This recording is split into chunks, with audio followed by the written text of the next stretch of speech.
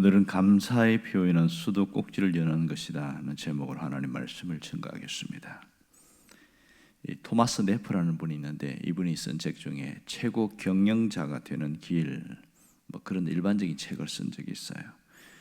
이분은 세계적으로 성공한 사람들에 대하여 연구를 해서 또 분석을 하고 공통점이 뭔가 그 내용을 이렇게 써내려가는데요. 그게 보면 미국 하버드 대학의 학생들 300명을 중심으로 쭉 이렇게 함께 잘 사는 삶의 공식이 뭔가 이걸 이렇게 한번 조사를 해서 또 이렇게 연구한 적이 있습니다. 그랬더니 연구에서 삶에서 가장 중요한 것은 감사다, 이런 결론을 내리게 됐습니다. 감사하는 자세가 삶을 바꾸더라. 이게 네프의 결론이었습니다. 결국은 감사하는 사람이 삶의 질이 높아지고 훨씬 다르게 살더라, 이런 얘기를 하고 있는 거죠.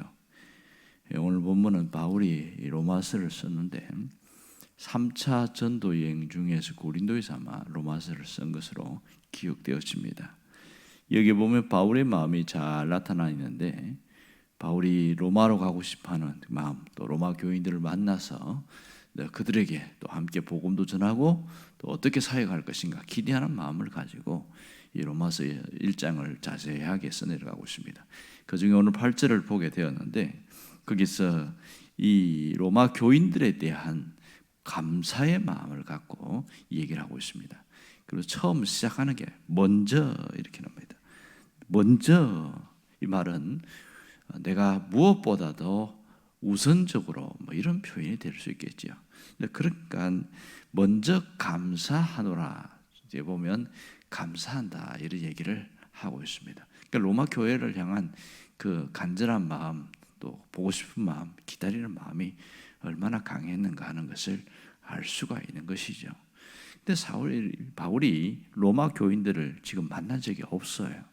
듣기만 했단 말입니다. 로마의 교회가 세워졌는데 이 복음을 듣고 거기서 교회를 세워지고 어떻게 해서 아마 가정교회가 되겠지요. 그런 걸 들으면서 너무 기쁜 마음으로 그렇게 쓸 때 로마서를 써서 내가 꼭 너희들을 얼굴을 보기를 원한다. 그러면서 이제 로마에서 온 사람을 브리스길라와 아굴라가 있지 않습니까? 그 로마서 16장에 보면 그 사람들을 쭉 나열을 하면서 또 그 사람들 얘기를 하고 그럽니다. 자, 이렇게 하면서 바울이 강조하고 있는 것이 있는데, 모든 사람에 관하여 감사를 하고 있습니다. 자, 여기 모든 사람이란 누구인가 하는 거죠.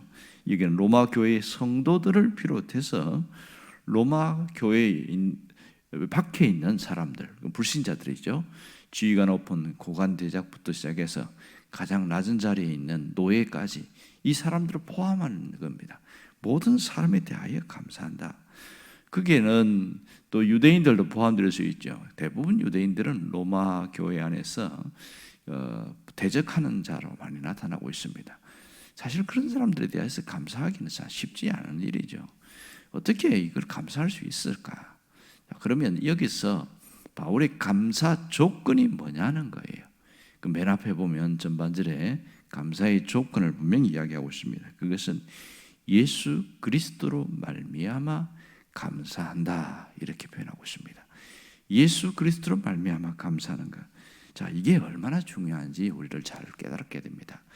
예수를 믿었지만 단순히 믿는 정도가 아니고 그분이 나의 주인 되심을 믿고 고백하는 자들이 로마 교회 안에 상당히 많았다는 거예요.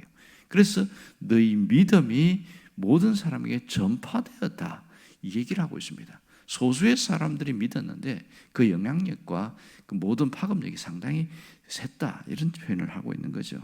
결국은 로마의 복음화가 되어지는데 나중에 바울이 가긴 가죠. 자기가 원하는 방식이 아니었지만 죄수의 몸으로 갑니다. 가택연금이 있어서 그 안에서 좀 자유롭게 움직일 수 있는 그런 일들이 한참 있었습니다. 그러면서 많은 사람들을 만나게 되는데 그 파급력이 굉장히 컸지요. 결국 그래서 로마가 복음화되는 엄청난 일들이 나타나고 되었습니다. 그 시발점이 바로 이 로마에 보내는 편지에서부터 시작된 것을 알게 되어지죠.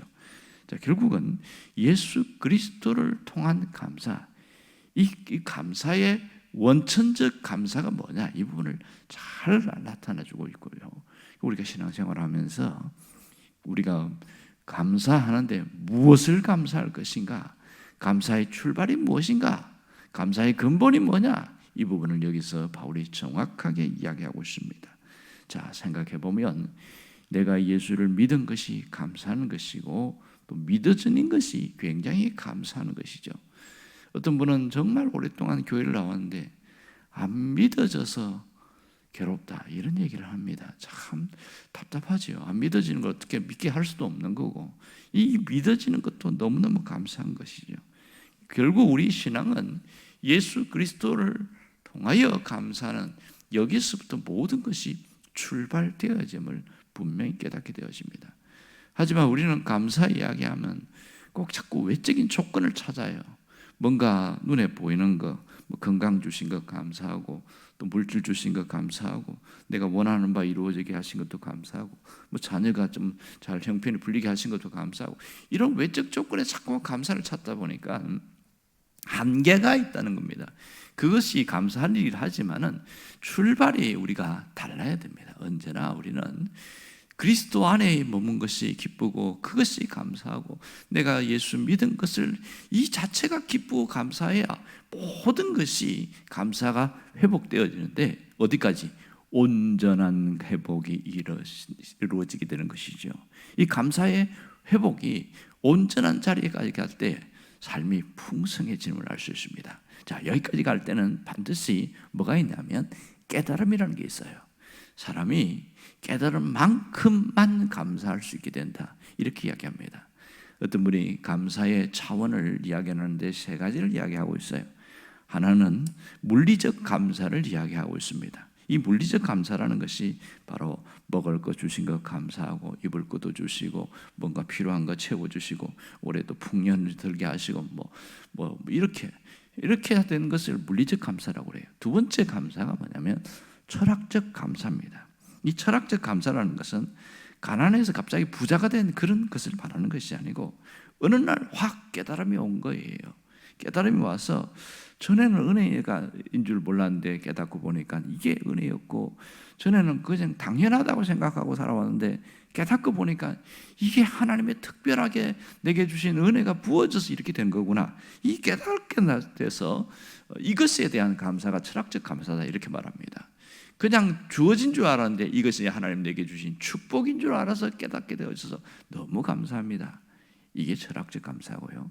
세 번째 감사는 신학적 감사가 있습니다. 다른 표현을 하면 신앙적 감사라고 할 수 있는데요, 이 신학적 감사는 예수 그리스도의 십자가를 통해서 뇌 죄를 속량해 주신 것이 너무너무 감사한 거죠.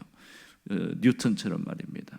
이 너무너무 감사하고, 자기가 이렇게 엄청난 죄인이고 그렇게 했는데 이 노예들을 팔고 막 이렇게 한 죄수를 하는데 내가 예수를 믿게 된 것이 얼마나 감사한지. 그래서 지은 게 나 같은 죄인 살리신 주 은혜 놀라워. 그래서 그 은혜가 너무너무 감사한 거, 이게 신학적 감사다, 이렇게 표현하는 겁니다. 여러분, 감사의 극치는 바로 여기에 있습니다. 이것이 절대적 감사라는 것을 알게 되었습니다. 여러분, 이 감사에는 불확실한 것이 확실하게 되어지고, 불안한 것이 안정된 삶으로 가게 되어지고요, 염려가 떠나가는 그런 절대적 감사는 여기 있다, 그 얘기를 하고 있습니다. 그러면서 이 바울은 그걸 깨달았던 것 같아요. 그래서 감사하는데 로마 교회를 향하여 가장 먼저 이야기하는 게, 먼저 내가 예수 그리스도 안에 있는 너희를 보니까 너무 감사하다, 나도 예수 그리스도 안에서 감사하고 살아간다, 그 얘기를 하고 있는 것이죠. 여러분, 감사의 본질, 감사의 기초, 감사의 출발이 예수 그리스도가 되어야 함을 바울이 정확하게 말하고 있습니다. 여러분, 그러면 왜 예수 그리스도 안에 있는 것, 이것이 감사가 되느냐, 왜 이렇게까지 해야 되냐는 거예요. 왜냐하면 예수 그리스도 안에 모든 것이 있기 때문에 그렇습니다. 예수 그리스도 안에 생명이 있습니다. 영원한 생명이 그 안에 있고, 우리가 살아가는 모든 것이 거기서부터 출발되어지는 겁니다. 영적인 것부터 시작해서 우리의 삶의 육적인 모든 것까지, 영원한 내세의 문제까지 예수 그리스도를 통하여 이루어지기 때문에 그렇습니다. 우리의 믿음도 우리의 신앙도 모든 것이 예수 그리스도를 통하여 시작되어지기 때문에 먼저 예수 그리스도로 말미암아 감사하노니 이렇게 말합니다. 이 감사는 단순히 인지적인 것, 그냥 아는 것에서 느끼는 게 아니라 그 감사가 깨달았으면 고백되어져야 된다는 겁니다. 이 고백되어지는 것을 뭐라고 표현하면 어떤 분이 이렇게 써놨어요. 감사의 표현은 수도꼭지를 트는 것과 같다, 수도꼭지를 열어놓는 것 같다, 이렇게 이야기하는 거예요. 그분이 쓴 얘기가 보면 이렇게 말합니다. 만일 축복이 물이라면 감사는 수도꼭지와 같다, 이렇게 얘기해요. 수도꼭지를 열면 물이 흘러나오는 것처럼 우리가 감사로 계속 나가면 축복이 흘러나온다, 뭐 그런 논지를 갖고 얘기한 것이죠. 그러니까 감사의 표현은 늘 수도꼭지를 여는 일이다, 이렇게 이야기를 하면서 누구를 얘기하냐면 넬슨 만델라 대통령을 이야기를 하고 있습니다. 이분이 좀 존경받는 대통령이 된 것은 그가 27년 감옥 속에서도 건장하게 자기가 버티고 나온 겁니다. 생각해 보세요. 27일이 아니고 27년간 감옥살이 했으면 그 소중한 젊은 나이의 모든 것이 다 감옥에서 쓰러져 간다는 겁니다. 대부분 그런 얘기를 해요. 감옥 생활에서 5년 지나면 건강이 상당히 나빠진다. 없는 병도 생기고 있는 병은 더 나빠진다. 보통 그렇게 얘기를 하더라고요. 그래서 넬슨 만델라가 70세에 추록하게 되어졌는데, 근데 이분이 쌩쌩한 거예요. 아주 건강한 모습으로 그렇게 추록하게 되었습니다. 그때 기자가 물었어요. 아니 27년을 감옥에 있었는데 어떻게 이렇게 건강하게 했었습니까? 뭐 거기서 운동을 많이 했습니까? 그런 얘기하는 거, 이런저런 묻는데 사실은 뭐 그것은 별로 중요하지 않았습니다.